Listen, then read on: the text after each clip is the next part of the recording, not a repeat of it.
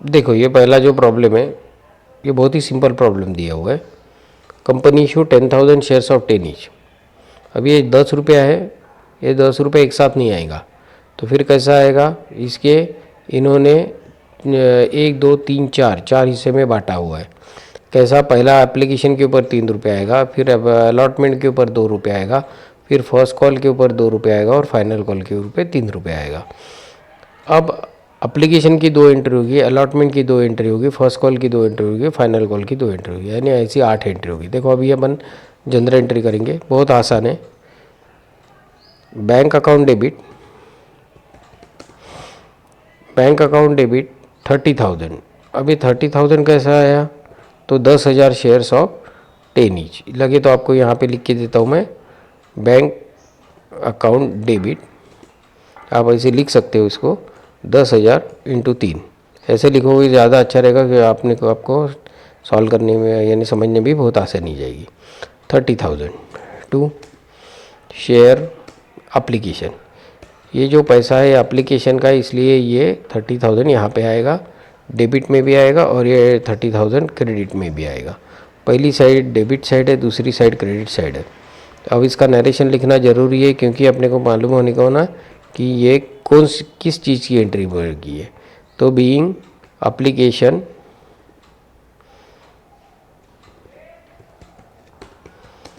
Money, application money received. Okay, अब फिर इसके बाद आएगी तुम्हारी एप्लीकेशन ट्रांसफ़र की एंट्री। तो अपन क्या करेंगे? Share application account debit, application account debit. कितना शेयर है? 10,000।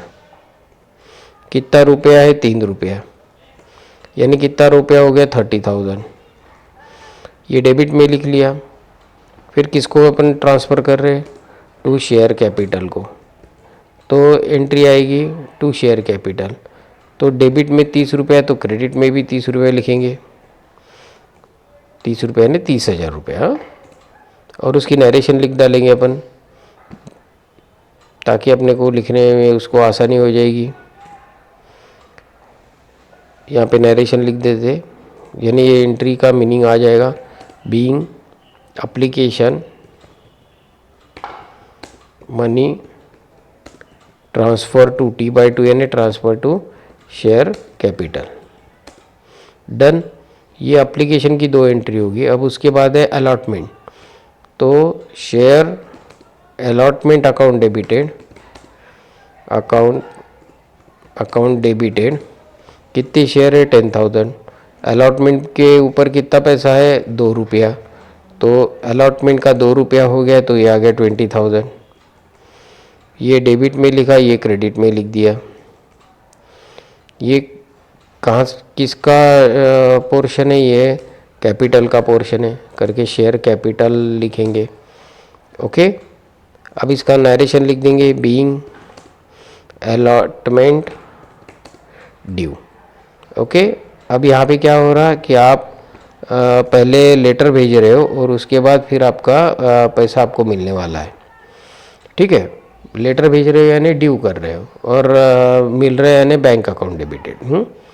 तो अब अपन एंट्री करेंगे बैंक अकाउंट डेबिटेड। अब कितने रुपए थे? कितने शेयर्स थे? 10,000। कितने रुपए थे? 2 रुपये। ये आ गया 20,000 डेबिट में, फिर से 20,000 तुम्हारा क्रेडिट में। ये बैंक में पैसे जो जमा हुए हैं वो किस चीज़ के पैसे हैं? ये है अलॉटमेंट के, तो लिख देंगे टू शेयर अलॉटमेंट। ठीक है, नरेशन अपना लिखना ज़रूरी है, यानी समझ में आ जाएगा, बीइंग अलॉटमेंट मनी रिसीव्ड। पहले ड्यू की, फिर अलॉटमेंट रिसीव्ड की। हाँ, अब ऐसे, अब उसके बाद का नंबर है फर्स्ट कॉल का। तो मन पहले ड्यू करेंगे, तो बोलेंगे share first call account debit, account debit. कितना है? 10,000। 10,000 इंटू कितना करूँ? 10,000 दिया है 2 रुपया, तो 2 रुपया यानी 20,000 डेबिट में, तो 20,000 क्रेडिट में, दोनों तरफ आना जरूरी है। ठीक है, तो ये पैसा किसका है? ये पैसा है टू कॉल का। टू लगे तो फर्स्ट कॉल कर दो इसको, फर्स्ट कॉल अकाउंट। और इसका नरेशन लिखना ज़रूरी है, being first call due. Clear? फिर ड्यू की एंट्री होगी, अब रिसीव्ड की एंट्री होगी। बैंक अकाउंट डेबिटेड कितना है? 10,000 इंटू कितना रुपया? 2 रुपया, तो कितना रुपया हो गया? 20,000 डेबिट में, 20,000 क्रेडिट में। ठीक है, डेबिट और क्रेडिट सेम अमाउंट रहेगी। ओके, ये किसका पैसा आया बैंक में? To FIST first call account. Okay, first call account क्या पैसा आ गया? तो क्या बोलेंगे? Being first call received. Okay, अब देखो फिर से ये ड्यू की एंट्री है, फिर रिसीव्ड की एंट्री है। वो जैसे अलॉटमेंट में भी पहले ड्यू फिर रिसीव्ड, एप्लीकेशन में पहले बैंक की एंट्री आती है और फिर एप्लीकेशन को अपन ट्रांसफ़र करते हैं शेयर कैपिटल। बाकी अलॉटमेंट से लेके जो भी एंट्री है वो पहले ड्यू होगी, फिर रिसीव्ड होगी, फिर ड्यू होगी, फिर रिसीव्ड होगी। अब अपनी आखिरी एंट्री बची है वो है फाइनल कॉल की। तो फाइनल कॉल अकाउंट डेबिटेड कर देते हैं। फाइनल कॉल कितने शेयर के ऊपर आ रहा? 10,000 शेयर के ऊपर है, शेयर नहीं बदलेंगे। और कितना रुपया है? 3 रुपया पर शेयर है। ये हो गया 30,000 डेबिट में, तो 30,000 क्रेडिट में। जितनी अमाउंट डेबिट में उतनी अमाउंट क्रेडिट में आएगी। अपन डबल एंट्री प्रिंसिपल अप्लाई कर रहे हैं। ठीक है, टू शेयर कैपिटल, यानी एक कैपिटल का पोर्शन है करके शेयर कैपिटल अकाउंट। एंट्री लिख देंगे, बीइंग फाइनल कॉल ड्यू। फिर से ड्यू की एंट्री आ गई, तो रिसीव्ड की एंट्री करना जरूरी है। बैंक अकाउंट डेबिटेड कितना है भैया? 10,000 इंटू 3, 30,000 डेबिट में, तो 30,000 क्रेडिट में। जितनी अमाउंट डेबिट में है फिर से उतनी अमाउंट क्रेडिट में। ठीक है, टू क्या आएगा? To final call. Final call का पैसा है करके फाइनल कॉल अकाउंट आएगा। और अपन लिखेंगे being final call received. Okay, ऐसी एंट्री है। देखो ये जो अपन ने प्रॉब्लम किया ये बहुत ही आसान था। ये आसान इसलिए था कि इसमें कोई भी एडिशन नहीं था। क्या था फिर इसमें? तो इसमें आपको जनरल एंट्री पूछी थी।